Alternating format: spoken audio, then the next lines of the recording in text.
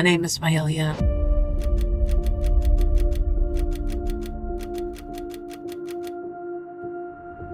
I am based in New York. I am a single mom of a 21-year-old. I am also a creative. I work in advertising and marketing and consider myself someone who is multi-talented. Originally, I moved from Amsterdam to New York to pursue my career goals in New York, which at that time was in advertising and fashion. Um, yeah, I enjoyed working in advertising, although the pace of the work environment in, the United States is a lot different from a lot of countries in Europe. There's not really a work-life balance, and working in advertising here in New York sort of forced me to adjust to a pace that didn't come naturally to me. And as a result, I experienced a lot of burnout. And with that came a lot of anxiety and all those other reoccurring symptoms that you can suffer from. Um, yeah, so I suffered burnout, and at the time also due to me moving to New York as a single mom and working freelance in advertising, my income was fluctuating. So this was a very difficult foundation to sort of build financial stability on, predominantly, specifically with a kid in tow. Um, Anxiety only worsened as time went on. Me trying to juggle taking care of a son who was 10 at the time, but then also pursuing career goals in very cutthroat environment that is advertising, with me spearheading large digital campaigns for major consumer brands. So, the jobs are very high pressure. There wasn't a lot of margin for error pretty much. And the responsibilities were a lot, which just only increased my anxiety on the work floor. Work performance anxiety is a real thing. And even though I was qualified to do what I was hired to do, which was, specifically in the beginning, it was a lot of social media management, crafting campaigns for large consumer brands, Heineken, EA Sports. So these were all brands that invested millions into their advertising campaigns. And, those were things that I was very aware of, the pressure that comes from wanting to build a high profile resume for yourself. I also had the opportunity to write for Italian Vogue, which was, pretty much a dream come true. That was a different sort of pace and environment because that was freelance, and usually you just submitted your work. But working in advertising, specifically, having the responsibility of representing large consumer brands online, proved to be a lot harder than it seemed, because specifically with, this was about, longer than a decade ago with the rise of social media. Things were a lot more fun at the time. The influencer culture wasn't as big as it's now. So there was a lot of room for experimenting at the time. And, if you were talented creatives, a lot of brands were just very excited to, hear your ideas and, because we were all learning at the time. And so there was a lot of room for, creatives to sort of really work their way up fast within advertising. Which was sort of a goal of mine, but then also it wasn't because, again, I was a single mom and taking care of a 10-year-old at the time, which, didn't necessarily align with, working at L'Oreal on the one hand and, holding presentations at the L'Oreal headquarters in the Diamond District and, sitting in the office at Herald Square at, 1 a.m. still making a content calendar while your son is at home unsupervised. that just didn't sit well with me. And, those were just constant, it just constantly fed my anxiety to have to be forced to sort of juggle those two extremes, right? You're not a housewife, but at the same time, you are forced to sort of like take on those duties because, hey, you're a single mom. And so I would say a lot of, my anxiety in the beginning just stemmed from trying to find a balance between, you're ambitious, you're young, you are, highly creative, you're educated. I went to the University of Amsterdam. I studied English language and literature. So I was just always someone who, was considered a go-getter. In my early 20s, I did a lot of writing for lifestyle magazines and music, but then I also did music management and, just a lot of things that, came naturally to me and also that didn't necessarily require me to answer to anyone. I've always had that entrepreneurial spirit, although that itself is a completely different beast from working a 9 to 5. So as time went on and I sort of got my foot in the door here in advertising, and kind of got to see the environment that I would have to work in daily.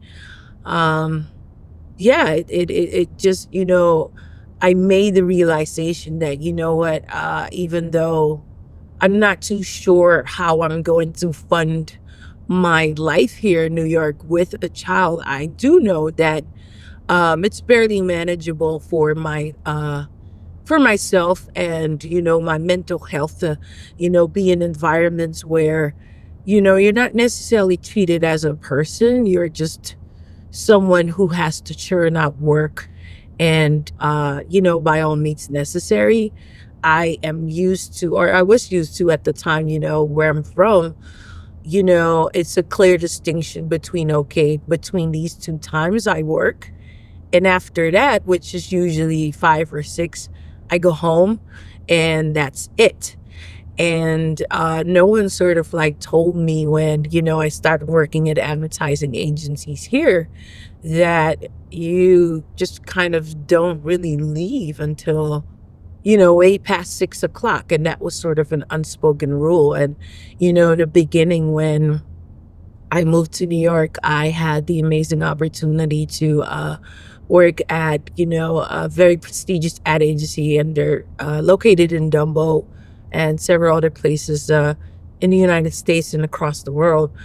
And, after a grueling interview, it was about 2, 3 hours, I was hired on the spot. But, that came with so much, unprecedented stress, right? Here I am thinking, okay, well, I'm qualified to do the job. I have the experience, but I did not have any experience when it came to, managing anxiety. I was unfortunately also going through a breakup at the time when I got that first job moving here at an ad agency. So that sort of like put a ginormous just damper on my ability to even enjoy, my new career milestone, right? I move here and, I get hired at this really cool ad agency. But then at the same time, because I just didn't have the tools to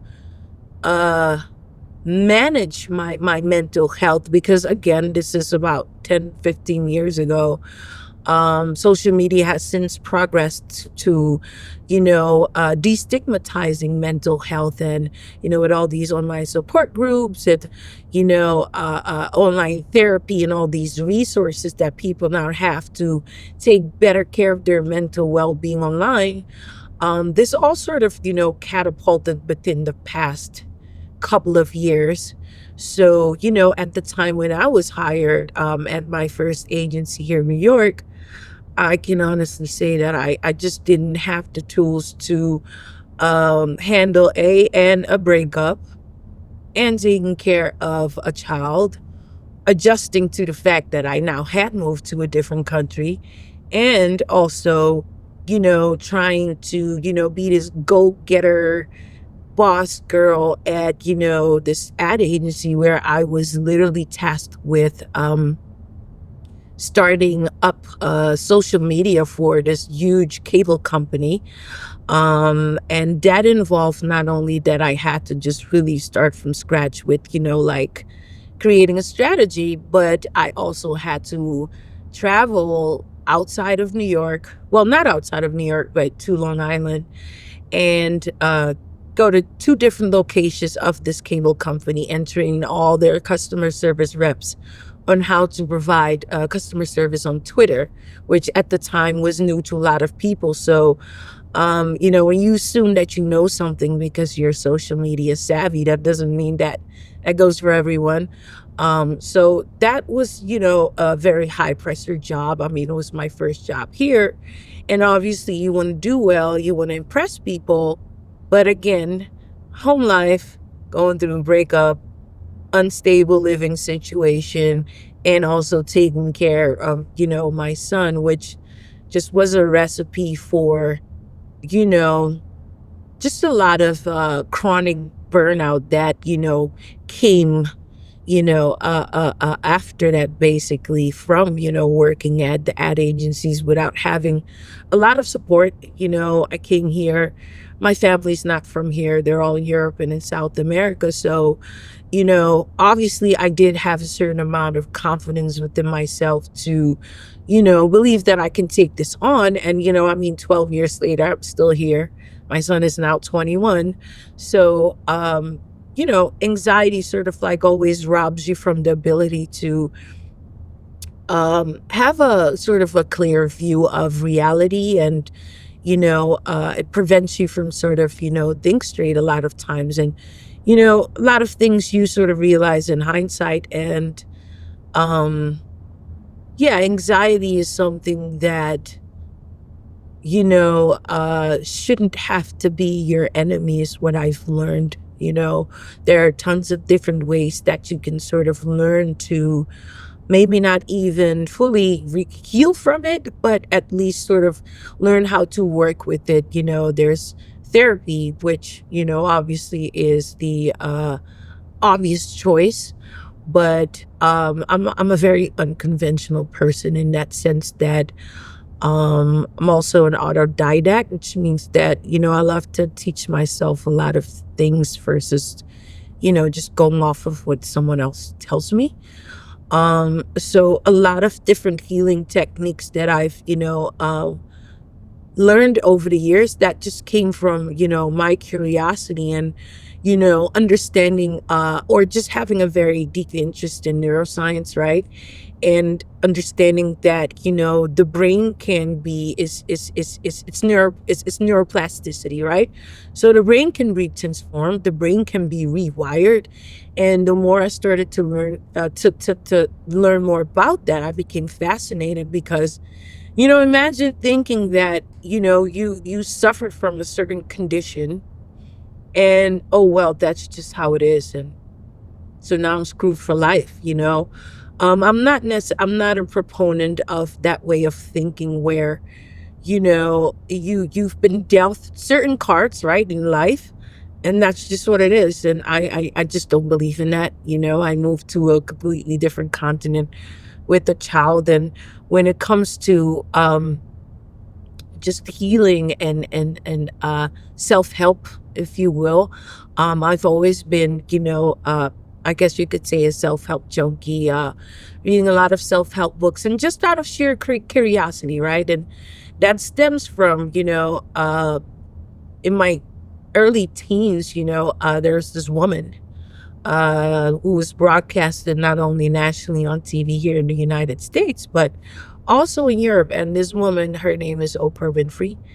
And I remember seeing her as a young teenager, and, she introduced certain terms to me like self-help and, all these other buzzwords that, have come and went, over the past couple decades. But, from watching her, she sort of piqued my interest in, just looking beyond your current circumstances. And then I also started learning about her and, she grew up in poverty and all these things that a lot of us haven't even gone through, right? Or never will go through. And just from that was sort of like my first introduction to self-help, Oprah Winfrey, and just watching her show, even though the format of the show was a lot more, obviously about gossip and, mindless topics at the time. But as she went on and she went on her weight loss journey, I started to look at her as one of the first role models into sort of the whole idea of, you could change your mind. You could change your mind. You could change your mind if there's something that you're dealing with, whether it's long term or not. You can change your mind. I didn't have to write verbiage at the time, or I wasn't even as educated on, certain things as I am now. But at least the seed was planted to understand that, a lot of things, you can recover from if you have the willingness, and that has always sort of guided me throughout my own struggles, which, the majority of it came from living in a household where, my mother wasn't necessarily emotionally stable, and that also came from her own upbringing, and then having to deal with marital issues in the house. I was raised in a two-parent household up until I was 15, but when you're a child, and I consider myself, a very sensitive person, that goes for a lot of people who are artistically inclined or creative. We're always just, your senses are just always on max, kind of. So even if as a child, when you grew up in a certain environment and things are being kept on the hush hush, you still have an idea of, okay, there's things going on and they're not very kosher. But you can't verbalize it. You can't ask questions. That's another thing, because obviously you'll be shunned and, just told to not keep your nose in adult businesses, right? So I can honestly say that from a young age, actually, thinking back, I was dealing with a lot of anxiety, just living in a environment that, was characterized by a lot of stress. My mother was on a lot of medication, and I believe also for panic attacks, and so unconsciously we were sort of forced to deal with things that we didn't even have the right terminology for. um had someone sat me down and say, hey, your mom is maybe dealing with anxiety or panic attacks, and there's certain days where she might have mood swings, and here are some ways that you guys, because I'm the middle child of three girls. So it was three girls, right? And I can honestly say we weren't problem children. I mean, we would get into, the occasional problems, but it was never, anything outrageous or out of the, or outlandish in that sense. So, but yeah, had we been raised in that sense where it was more of an open environment to just understand why is, mommy a lot of times, angry, or her mood changes so often, had we kind of like had a better understanding of that, a lot of the misunderstandings that we kind of developed later on, specifically, my sister's older than me, and, she has a different relationship with my mother because of that. um, had we sort of had a better understanding of, you know, that, because as a child, you look at adults as the perfect, can't do anything wrong, but no, that's obviously not true. And that goes for your parents as well. And especially for women. And I'm talking, this was, 40 years ago. So it was even harder for women at that time, because my mom, she said, yeah, and I was juggling a full-time job and three kids. For women, it's always seen as, you have to carry that as a badge of honor because, I mean, you're a woman, that's what you're supposed to do. But the dark side of that is that a lot of women when they're not doing okay, I mean, who are you going to confide in? Because the unfortunate thing is that a lot of women towards each other are also very judgmental, right? Oh, well, I had 5 kids. I mean, you only have one. What's the problem? Right? So anxiety comes from so many different outside factors that for a lot of people it's barely manageable, and that's why so many people are on medication, so many people are in therapy, and then guess what, it's still not effective, you know so and I come from my parents are from South America, a country called Suriname, which was a Dutch colony. But as a child, my dad made a decision, my kids to also know where they're coming from and we're going to live there. So, and that was very much nature centered, right? Like Suriname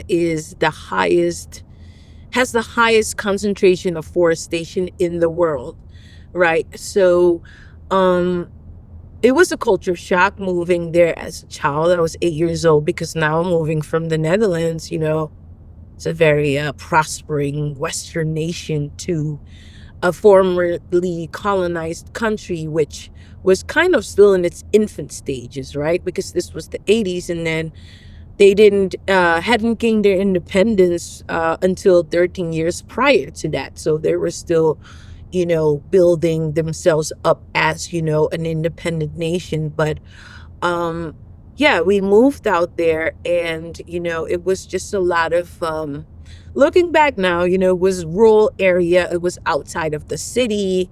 We were introduced to my grandmother, and then guess what, she has cows, she has chickens, she has all of that, and now I was living a completely different life. You can kind of compare it to living on a ranch, right? But being so westernized, the first couple of months I just remember not liking it because, oh my God, there's so much nature and so many animals. Like, it stinks here. It's all these cows. Like, oh my God, organic food. You can just pick fruits off the tree, whatever you want. But if you're not used to that, then it's just sort of like, whoa. And then looking back now, I'm thinking like those were the most fundamentally, or those were the most significant years of my upbringing, because that sort of like created a balance between, Western and not Western, and how to sort of like embrace both of them and making those two different identities work for you. So what I have kept from being in Suriname was just that holistic way of living where, you're sick, you're going to take some herbs, you're going to boil some teas, you're going to eat certain vegetables, just to heal yourself from whatever you're ailing from. Um, and then back to, dealing with anxiety. Um, a lot of, my upbringing in Suriname sort of inspired me to not accept, modern medicine as the be all and end all. I'm not saying that I fully reject it, because that, I'm absolutely not promoting any of that, because there's a lot of research that's been done in recent years that, allowed humanity to kind of, evolve in very significant ways when it comes to medicine, when it comes to, healing the mind and the body and all of that. But, I have taken a very holistic approach the past few years. Also, my father passed away 8 years ago, and I would say that was my ultimate test in now seeing how I am going to recover from such a major blow, emotionally, spiritually. That came with a lot of unforeseen anxiety as well, because it only happens once, right? That you lose your dad, which I was very close with. So um I've suffered from a lot of insomnia because of that. Just a lot of stress and just doom and gloom that, you wake up every day with that, just the doom and gloom, and just, you wake up and you get out of bed, but you're barely functioning. You're sort of an autopilot. And, there's such a thing as, being a high functioning whatever it is. And, that also made me realize that I've been high functioning, suffering from depression and anxiety for a long time. I had my son, and unbeknownst to me, I was suffering from postpartum depression that was never treated. So all of those things sort of like bottle up, and you just keep going because, hey, my mother comes from a family of a lot of women. She had a lot of sisters. You don't see them suffering in public. You don't never see them cry. So, I mean, that's just how we do, I mean, women are strong and mental health. I mean, we've never had any mental health conversations or none of that. And, my mother was a medical professional for decades. And, she's now in her 70s, and I can honestly say now, thankfully, that, we have a much better relationship. Because, you grow older, you grow wiser, and you get to understand where people are coming from. And, even though she was working in all these different professional environments, your personal life is still different. There's doctors and all these other people that have, a successful medical career, but that doesn't mean that they can't suffer from mental health issues. And I think that's where we have a lot of work to do, in terms of understanding that mental health involves everyone. It involves children, it involves the elderly. Because, for instance, when I hear about, people in their 70s and 80s committing suicide, you would think, but why? You know? And again, that's because so many times we overlook that mental health involves everyone. Teenagers is a very at-risk group as well, right? Teenagers go through so much at school, peer pressure, doing things that friends put them into that they don't want to do. The pressure to wear designer stuff, all these things cost money. Your parents might not have money. Where are you going to get the money from? So we all, every category, every age group has their own unique stress factors and, anxiety factors, and it doesn't stop at a certain age. So, when it comes to anxiety, I think that one of the main solutions is to sort of make it more accessible for everyone to have the space to talk about it. Whether it's, housewives who deal with their own type of stress, right? Whether it's professional career women who deal with their own type of stress, let's just keep on creating spaces where we can just have dialogues, and also without judgment, because again, those two groups, housewives versus professional career women, obviously there's some judgment going on there. Career women feel maybe they're being judged because they're making the deliberate choice to not have children.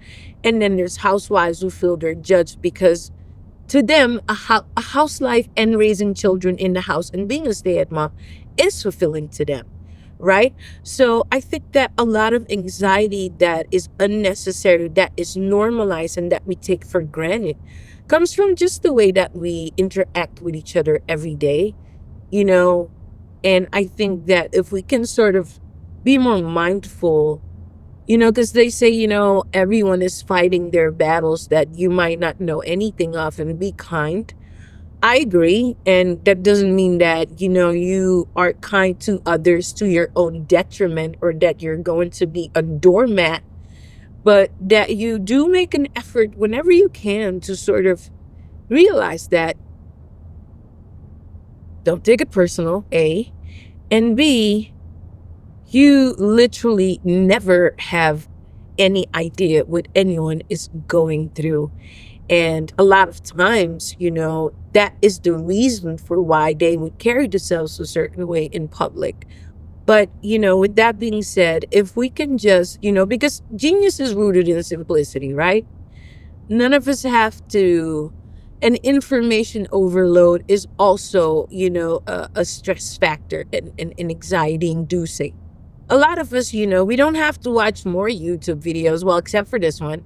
A lot of us don't have to study some more or read that other self help book or listen to another podcast. We know enough. We know enough. And even with us not even knowing enough, you know,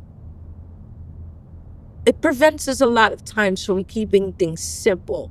And simple means, this week, call someone. Give someone a call, not a text. Send someone an email that you haven't spoken to in a long time, because hearing from people that you haven't spoken to in a long time, all those little things, they give you good feels, right? They give you good vibes. And, there's so much that you can do on a daily basis, the little things that might not have anything to do with money that you can just do to feel better. And when you feel better, you will also spread better energy to everyone around you. And then, you heal together, So I would say just, do what you can and just making another person feel better. And again, not to your detriment, with your own boundaries in place, because a lot of anxiety also comes from, we're afraid to say no. You feel like you have to say yes to everything. You feel that otherwise people are not going to like you, and so on and so on. But when you say yes to yourself, you're going to notice that a lot of the anxiety that you had, that you walk around with on a daily basis, is going to melt away. Start with saying yes to yourself first, then look in your environment, the people that you care about, the people that care about you, and just focus on them. My mom just left. She was here for a few days, and I could have, engaged in the typical hustle and bustle of, my everyday grind, but she's dealing with certain stomach issues and she had anxiety about the results that she's going to get back from the doctors tomorrow. And, we figured let's just spend quality time. We don't have to go to Manhattan or to an expensive restaurant. But let's just sit, let's just watch some favorite comedy shows on Netflix and drink a cup of tea together. So again, when it comes to anxiety, I think when it comes to, again, genius is rooted in simplicity, I will say anxiety loves simplicity as well. When you keep things simple, that itself takes away so much anxiety already. Then when you try and make things difficult for yourself, or when you start overthinking. So what I want everyone to understand is that remember that a lot of times when, anxiety comes up, there are easy ways that you could sort of bring yourself back to feeling calm, and understand also that, it's okay to be your best friend instead of your own worst enemy.